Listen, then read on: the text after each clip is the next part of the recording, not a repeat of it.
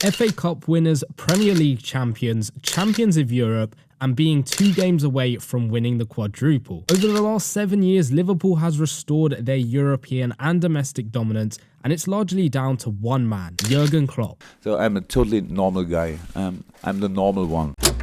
Now, before Klopp joined Liverpool, they were facing a period of inconsistency and underachievement. The club struggled to secure a top 4 spot in the Premier League and was far from its glory days of the 1970s and 1980s. Brendan Rodgers took over Liverpool following the departure of Kenny Dalglish in 2012. His arrival saw a significant transformation at the club in both tactics and personnel. He favoured a fluid 4-3-3 formation, with Gerrard moving into a deeper role in midfield after playing at central attacking mid under Dalglish. The attacking trio of Luis Suarez, Daniel Sturridge and Raheem Sterling showed Rodgers' commitment to playing an exciting brand of football, and by the 2013-14 season, Rodgers led Liverpool to scoring over 100 goals, an 11-game winning streak and pole position for the title. However, a slip against Chelsea, which is always so painful to watch back, and a draw at Crystal Palace, Liverpool's title hopes were gone and City ended up lifting the trophy. Suarez then ended up leaving the club for Barcelona, and with £75 million from the transfers, Rodgers tried to bring in a lot of new players to the team. But without Suarez to keep scoring at the level he was the previous season, Liverpool's defensive failures became a lot more obvious, and despite individual brilliance from players like Coutinho and Sterling, the team's defensive shortcomings contributed to a decline in performance. And Rodgers' inability to address these issues caused the fan to call for his departure. And here's where Klopp comes in. Boom. Ooh.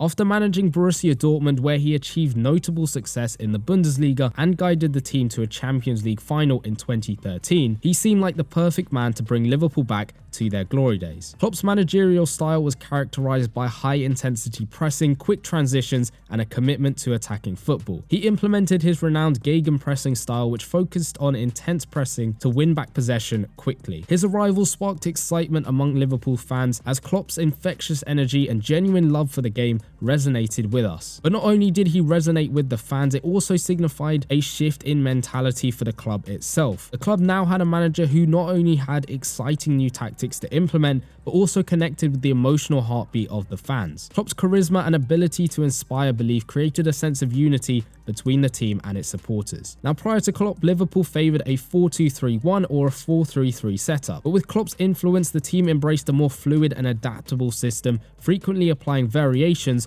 of that 4-3-3 formation with interchangeable positions amongst the front three. This, along with the gegenpress, ensured Liverpool would catch opponents off guard and capitalise on turnovers, as they scored 87 goals as a team in just the first season under Klopp. And this just got better and better, with 135 goals being scored in the 2017-18 season and a massive 147 goals being scored in the 2021-22 season. One of the major issues under Brendan Rodgers was the constant leaking of goals from weakness in defence. Klopp managed to turn this around at the club, with the 2018-19 season seeing Liverpool score 115 goals whilst only letting in 38, giving them an overall goal difference of 77 compared to 5 under Rodgers in his last full season at the club. The improvements in defence were one of the first things Klopp looked at the transfer market for, as he signed Matip in 2016 to provide much needed stability at the back. This was followed by Van Dijk and Alisson signing in 2018 to bring leadership, composure and a safe pair of hands in goal. To complement Klopp's commitment to attacking, Mane was signed in 2016 and he made an instant impact.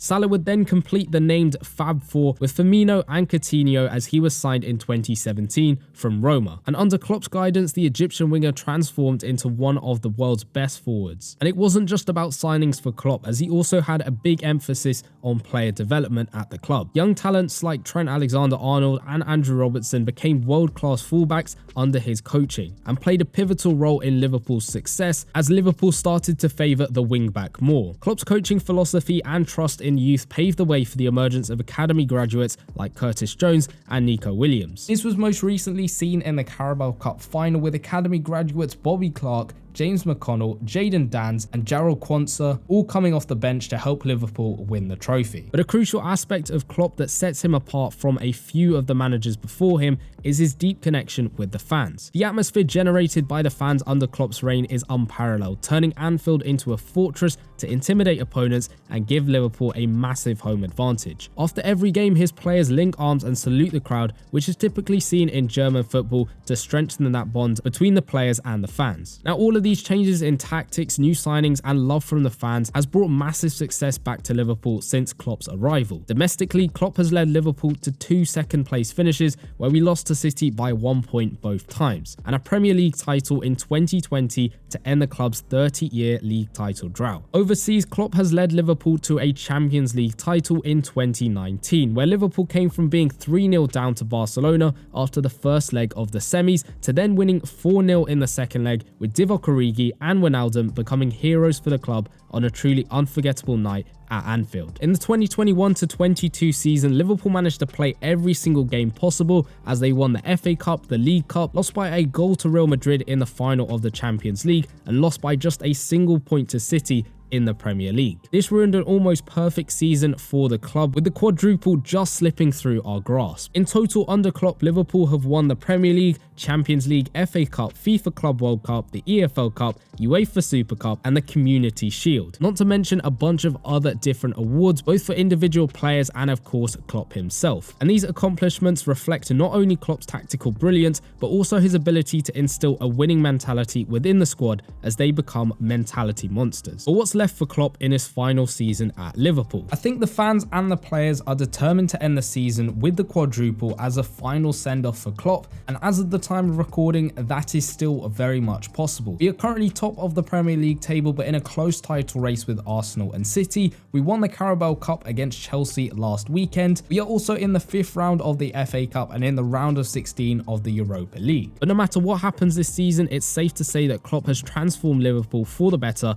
by restoring us to our former glory. And he has left the fans with a sense of renewed hope, great memories and anticipation to see future success at the club. I love absolutely everything about this club. I love everything about the city. I love everything about our supporters. I love the team. I love the staff. I love everything.